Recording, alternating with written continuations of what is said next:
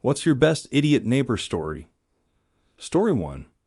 When I was a kid, we had this guy living next door who seemed like a nice guy. This is the mid-90s and he had a neon business, so he was doing pretty well for himself. Then he got together with a crackhead and his house slowly started going to shit. Literally.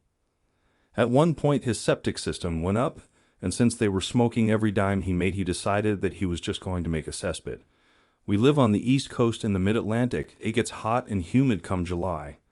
Thanks to this guy, our entire neighborhood smelled like a spot of pot at Midsummer Festival for about 3 months. Fast forward to January, nice and snowy, we come home to our house being broken into.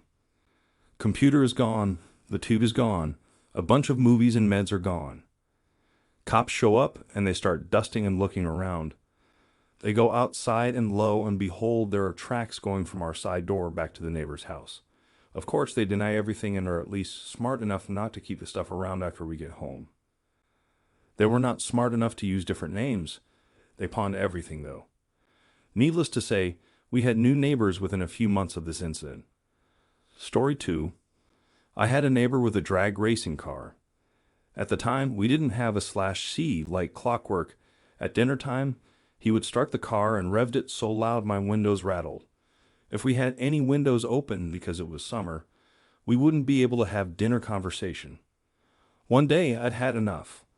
I walked to the fence and got his attention and politely asked if he could maybe not rev the car at dinner time. I said I was cool with it otherwise. His answer was, "Fuck you." Fuck me. Heck, I went inside and called the police and filed a noise complaint. They came out, heard it live, and wrote him up. He fought it in court, so I had to go.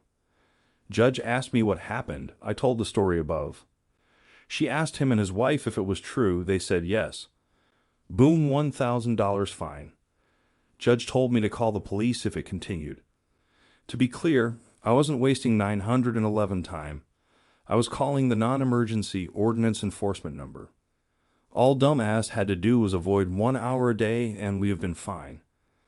I never called again because he didn't rev during dinner. One day his con-in-law wife gets in my face about calling again. I told her I didn't, but she wouldn't believe me.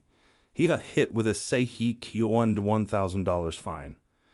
Turns out it was the neighbor 2 houses away who was a migraine sufferer and had similarly tried the neighborly approach first. Story 3. When I lived with my parents, we had a knock at the door one day from our neighbors across the road. They told us a story that resulted in their car getting stolen the night before. Apparently, the wife had seen a strange-looking man wandering around the street late at night. He had apparently been looking into car windows which were parked on driveways, including our cars. The next morning, their BMW was gone, including the keys which were hanging by the front door of their house. They assumed the strange man looking in car windows had somehow fished the keys from the house via the letterbox. The whole thing sounded very strange. To not call the police when a man is literally peering through car windows on people's driveways was strange enough. Months later, the neighbors got a divorce and sold their house. Turns out, they'd made the whole thing up and had dumped the car for the insurance as they had fallen on hard times. Apparently, their shitty story hadn't held up well, and they were found out. Who broadcasts a story like that? Why make yourself look stupid for not calling the police when seeing a strange man eyeing up cars? Then tell all the neighbors about the man. Story 4. I posted this one recently, so sorry it's a repeat. I'll make it short. I had a prob with a neighbor who drove over my lawn with his ATVs and damaged the grass/shrubs. He said he'd pay for damage, but that never happened and he kept doing it. So I put my huge trailer across their tracks to block their path. They went around it. I put up 2 other barriers that they also drove around. So I found this huge branch that had fallen in the woods between our properties and dragged it across to cover the 3rd path they were making across my yard. But the branch got caught on a cable. What is a cable doing over the lawn instead of properly buried? So I called the cable company to have it buried. They said I was the only registered client on that box and to disconnect it. So I did. After the weekend, my neighbor came by going total apeshit at me for disconnecting his cable. He yelled he was going to call the cops on me. So I left. I got a call from the cops. Cops asked if I disconnected the cable because of the ATV issue. Interesting, I wasn't even going to mention the ATV issue, but my neighbor already did. So long story short, the neighbor got a warning ticket for trespassing and admitted to stealing cable. I took an offer on my house that very day and moved. Story 5. I was off sick one day and my roommate came home for lunch and checked the mail. We got a letter with no return address sent to the rooftop pot smokers with our address on it. We knew it was for our next door neighbors since one of them had a chair on the roof and smoked up there. Since it had no actual name and our address on it, I was like, hell yeah, I'm open this, it will be hilarious. As I'm opening the taped envelope, a little bit of white powder sprinkled onto my lap. My roommate and I looked at each other and were like, what? So I got up and took the letter outside to open it. A crap ton of white powder came out of the letter when we took it out of the envelope, so we grabbed a Ziploc bag and some tongs and sealed up the letter. The letter was typed and said random shit like, to the asshole who likes smoking pot on the roof and yelling at people on the street with kids, you better have good insurance 'cause I'll damage your stuff. I'm ex-military and have nothing better to do than to watch over you. You pissed off the wrong guy, blah blah blah. And at the end it said, by the way, the substance in this envelope is toxic, so you might want to get yourself to a hospital. Who's the motherfucker now? At that point, we were half laughing, half concerned, so I called the cops just in case. They took it very seriously and sent out everyone. Cops, paramedics, fire trucks, RCMP, my roommate works for them, and the tactical unit, our version of SWAT. The street was closed off. We were quarantined to our garage, and every neighbor who was home at the time came out to take a look. Everyone was told to go back inside and stay put. The tactical team got suited up in hazmat suits and went into our house to test the letter/envelope. We were in the garage for almost 3 hours. The tactical guys came back out and said the substance was found to be non-toxic, but they still had to do some more tests to figure out exactly what it was. At that point, we were taken into the ambulance for a look over and then back to the garage. Turns out the white powder was fucking pancake mix. My roommate and I, along with the cops and tactical guys, burst out laughing together. We thanked the response teams and they left. The police stayed behind to get our statements and questioned the next door neighbors to whom the letter was supposed to be sent. A detective followed up with us a couple of times. Since it was a threat and sent through the mail, it was a serious offense. The letter/envelope was sent off to forensics for testing. Unfortunately, nothing was found, and the case was closed. The people in that house caused some shit the entire time they lived there, noise complaints, trash left everywhere outside, etc. But this incident really takes the cake. Luckily, they have all since moved out. Dickbags. Story 6. I was an idiot neighbor, or a crazy one. When my son was a newborn, he was very clicky and barely slept for more than a few hours at a time. I was so tired and literally losing my mind. There was a house of old bikers down the street, and they would constantly drive down our road and rev their engines. I mean, my husband rides. I know it is possible to drive down the street and rattle windows. It would wake the baby up. So I went down there and asked very nicely.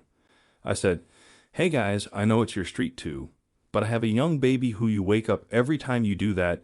Can you guys just not rev your engines on the street? They seemed super cool about it, and I was so thankful. But it made it worse, not better. Now it was like a game to relay rev when they went by my house. It became like the telltale heart and started to drive me mad. Every time I heard it, I became one step closer to buying a machine gun and mowing them down. I became completely irrational one day and stormed down the street. I burst into their backyard where they were hanging and yelled at them like a crazy person, threatened to kick their asses, call the cops, slash their tires, whatever it took for them to stop fucking revving their engines. It finally stopped, but I am still embarrassed by how crazy I acted. Sleep deprivation is a hell of a drug. Story 7. A neighbor messed up when building a home and put his entire home well within my property, large piece of land with 2 huge clearings connected to 2 roads but separated by a large isthmus of trees. I didn't notice because I had taken an 8th-month vacation right after he started building. huge property. I didn't go around and inspect it often. So I got a real estate lawyer and surveyors to confirm it was on my property. I was going to sell him that clearing for a good price until I went to talk to him, and he was the biggest asshole I had ever met. He essentially told me that he is going to sue me for leading him on, despite the fact that I did not know him, nor have I met him before that day. His wife flipped my girlfriend and I as we were pulling out of their driveway. 4 months later, I filed a lawsuit saying he must destroy the property or turn it over to me immediately. It would cost him more to demolish it and return the site to original condition, so he signed the house over to me. He was still out for construction costs. I was living in a single house with my girlfriend. Then I had a brand new 2,600 square foot house with all the hookups for water, electric, and cable for free. Got the land for next to nothing, sold it for almost 50 times the value. Story 8. I grew up on a small farm with cows, turkeys, etc. Across the street was a small produce farm. When I was 6 or so, we got a new neighbor. He had been a corporate lawyer in NYC and then woke up one day, said, "I really fucking hate my job. I'm going to buy a farm and raise exotic animals." This guy did not know much, but by gods, he had a dream and he wasn't going to give up. He and his wife were both city folk, born and raised in NYC. They moved in during the winter, and he asked my dad a lot of questions about pens, fences, vets, and the works. Spring came and I was awakened by frantic knocking on the door one fine morning. It's the wife, Jen, panicking because it smells like poop. Is there a problem with the sewer? Who do we call? My mom starts laughing, which frustrates Jen more. My mom explained that it was spring and the produce farm across the street just laid down their fertilizer. My mom had to further explain that fertilizer is just a nice word for cow shit. After she left, we could hear her screaming at her husband that she hated it here, and this was the dumbest idea he's ever had, and she wants to go back to the city. Keep in mind that our houses were pretty far apart as we were both on 6 to 10 acre lots. She could really project. They got some emus and llamas shortly after. This is like 1990. Most people had never even heard of an emu at this point. My father is suitably impressed with the livestock, less so with the fencing Arthur chose.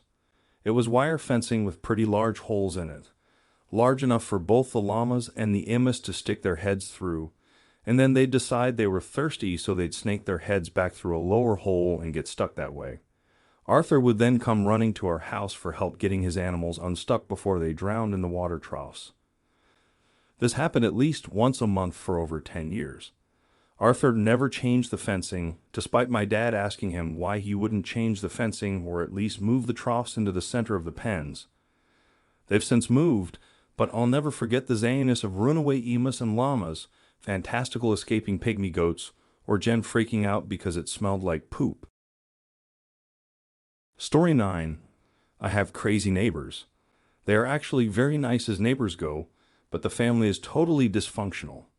They have 2 grown-up daughters living there, along with their teenage daughters and their boyfriends. One has a kid. There are roughly 10 people living there, ranging from 5 to 70.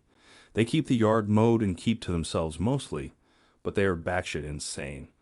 I like them actually for 2 reasons. First, they are notorious and crazy around our town, so everyone leaves them alone, so there is little crime around us. Second, they are entertainment. One morning my aunt was visiting. We are on the front porch and I am telling her about all the neighbors. I was telling her a story about how one of the younger granddaughters gets in a fight with her boyfriend at 2 a.m. on a Tuesday night. They are screaming at each other, walking up and down the street, explaining that something like that happens once a week. Like clockwork, one of the daughters comes out screaming back at someone and gets in her car. Her daughter comes out and tries to stop her from backing out. She grabs a shovel from the back of the truck and starts hitting the front windshield of the car, stuttering it. They call the cops. Meanwhile, the granddaughter with the shovel calls her bio dad who lives down the road. He picks his daughter up. 2 minutes later, the cops show up, but she is gone. I have hundreds like this.